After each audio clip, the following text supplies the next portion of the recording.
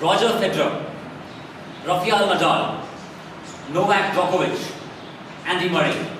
These names ring a bell. For those of us in our country who don't follow tennis, these are tennis players who have dominated tennis for the last 10 to 11 years. I know we don't follow tennis. Let me give you a brief as to how they dominated.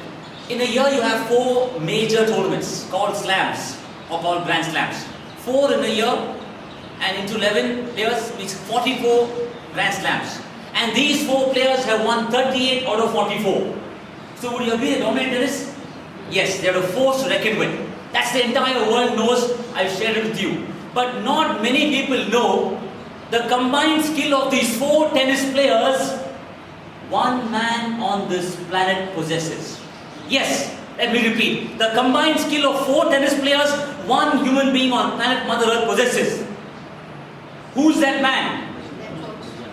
Yours truly, Vijay Anand. Toastmaster? So Toastmasters, welcome guests. Do you think I'm exaggerating? No, I am not. I am not exaggerating. I'll prove my point right. Now I was known. I was a born tennis player. You call it that inner voice, your true calling, passion, what you want, you call it. But I was born to play tennis. And with this love, just like Roger Federer, at the age of 9, I found a tennis racket in my hand. Just not the racket. I reached Bishop Cotton Boys School, just down St. Mark's Road, for a game of tennis. I realized one of my inherent skills, inborn skills, the drop shot. Roger Federer has many shots in his weaponry, but the drop shot, what I admire. But Roger's drop shot is nothing compared to my drop shot. People don't believe me, let me explain. Now, assuming where I'm standing, the stage is my side of the tennis court, right?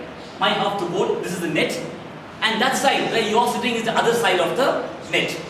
Now, Roger Federer, when he slices the ball for the drop shot, it just crosses the net, lands on tennis court, and the player can barely retrieve it.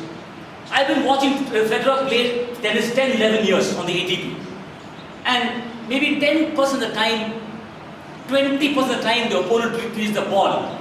But in my case, the drop shots in Bishop Cotton Boys School, not once in my 6 years, Bishop Cotton's not once has any player, the opponent retrieved the ball. Can Federer match that? No way. Let me tell you the difference between my drop shot and Federer's. When Federer plays a drop shot, the ball just crosses the net and falls that side. Vijay Anand plays a drop shot, the ball reaches the net, about to cross the net, falls in my side. Let me tell you something. The difference between Federer's drop shots and mine is not a gross difference. It's a net difference. You think, okay, I'm a fool of myself. That's one of the skills I got it wrong. Little bit. The second skill, my coach, coincidentally, his name is Roger. Not Roger Federer, Roger. He said, Vijay, I'm observing, you're hitting the ball straight to your opponent. Come on, man, do something different. I said, what, Roger? What do I do? He said, create angles. Take the opponent off the court and hit the ball into the open court. That reminds me, Djokovic, the current world number 1, does that like anyone. No one can match that. That's what you thought. The guy standing in front of you. I took my coach's word seriously. Remember, create angles. Take the opponent off the court. Hit the ball into the open court. Bingo! That's what I did. Such an angle I created, my opponent was nowhere to be seen. I hit the ball in the open court. But let me clarify. Djokovic did all this in the same court. In Bishop Cotton's, we have 2 courts, Court A and Court B. Slight difference. I created such an angle, I was playing on Court A, the angle took the ball to Court B. My opponent was nowhere. And I hit the ball. So, Djokovic and me, only small difference. 1 court. That's it. He's the world number 1 and, okay. Now, after my schooling, for this time I had to join the family business, so my dad forced me to join the business. They say, you can take a man away from tennis. But I say, you can't take a tennis away from a man. I was born with tennis. With that passion, love, excitement, I reached from Bishop Cotton Boys School tennis courts at Cricket Stadium, KSC. They have 2 tennis courts in Cricket Stadium.